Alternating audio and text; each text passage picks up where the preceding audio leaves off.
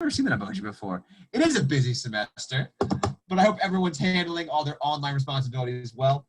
I will tell a story real quick. Probably it doesn't apply to anyone here, but this is where the recording is going to start. I'll tell a story, and it is for your benefit. Learn from my mistakes. When I was a sophomore in college at this very university, years and years and years ago, I took a class called Calculus of Several Variables. It was by far the closest math class I ever got to failing, because math is kind of my gig. I love it. But what happened is the instructor never took attendance and never actually graded the homework. So that meant there was no grade incentive for me to go to class or do the homework. And so I blew off a lot of crap, and I got very close to failing. At the very end of the year, I had to pull it together and like get a C at the end. It was not good. It was not, especially since math is my gig, it was not a good deal.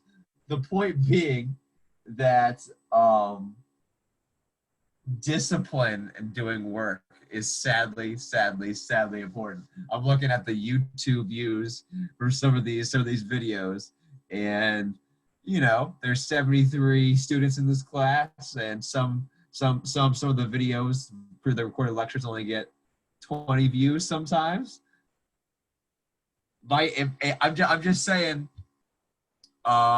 if yeah, 73. Can you yeah. So the point is, if you are starting to struggle in this class with some of your written assignments and stuff like that, please watch the lectures and please come talk to me in office hours. I want you guys to do well. I'm trying desperately to put out all the resources you need to do well. But for an online class, sadly, it all just comes down to at some point you actually have to do it. But anyway, that's not the point. The point is discrete math. That's the point of everything in life. So let's start talking about it. Anyone have any questions on anything we've done? That's more comfortable. There we go. Yeah. No? Okay, then. We can just get right into it. So, we are kind of done introducing quantifiers and existential statements, which I am so happy about because they are so fascinating to work with, but they are just so terrible to do boring examples with. They're a bummer. Method of exhaustion is legitimately exhausting. It is the worst, and we're quickly going to get rid of that. But anyway, or do something better in some cases. But the point is, let's just review what we talked about so far. So what we talked about so far are, this is upside down, isn't it?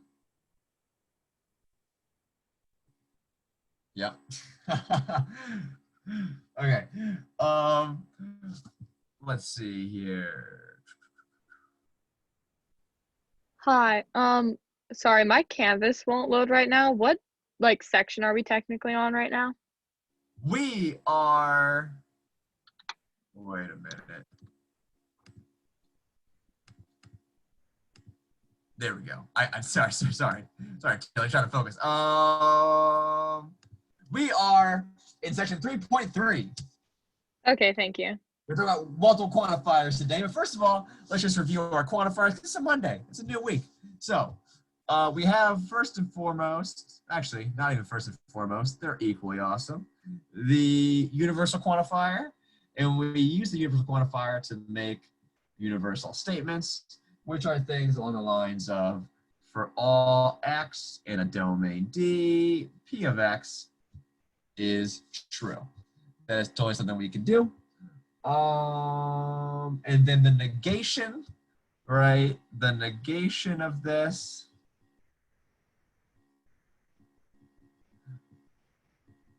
negation of a universal statement is a existential statement.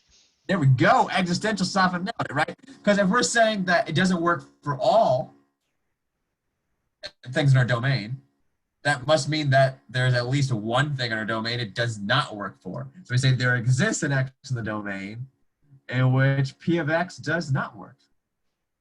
There we go. Oh, stat for P of x, right? P of x is, yeah. Anyway, yes. So this is x and D, so it's not P of x. That is the negation.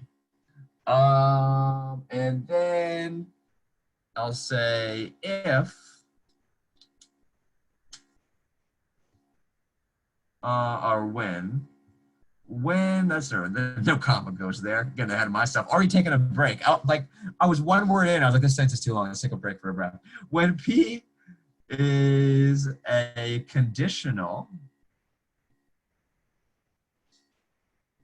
statement, right?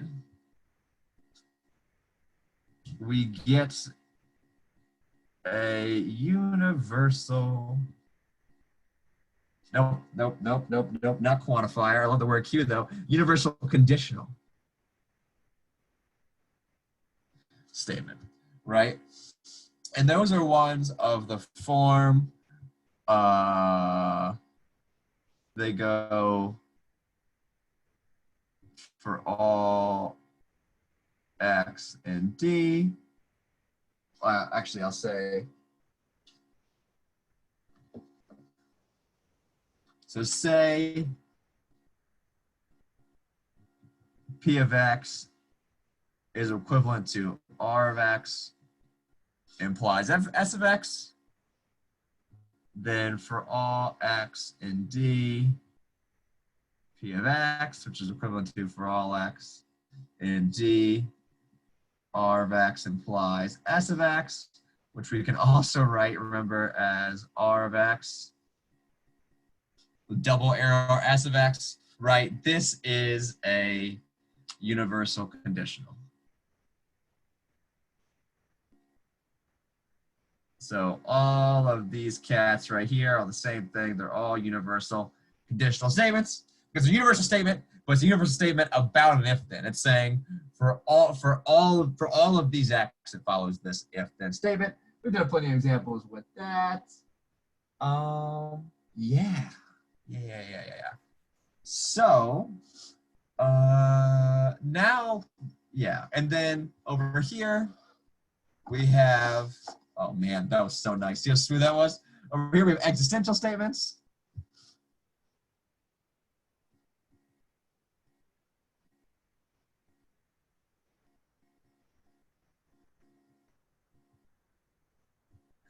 And what existential statements are they are statements in the form there exists in X and D such that P of X is true.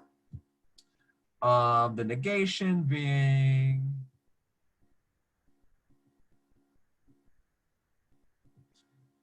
what's the negation of existential? Universal. Universal, nailed it, right? There we go. The double finger guns are a real motivator. There we go. So yes. So for all X and D, we have not P of X. Because if we're saying that there does not exist an X and D where P of X works, that must mean that for all X and D, P of X don't work. Real simple. Yes. So this is our start. Any questions?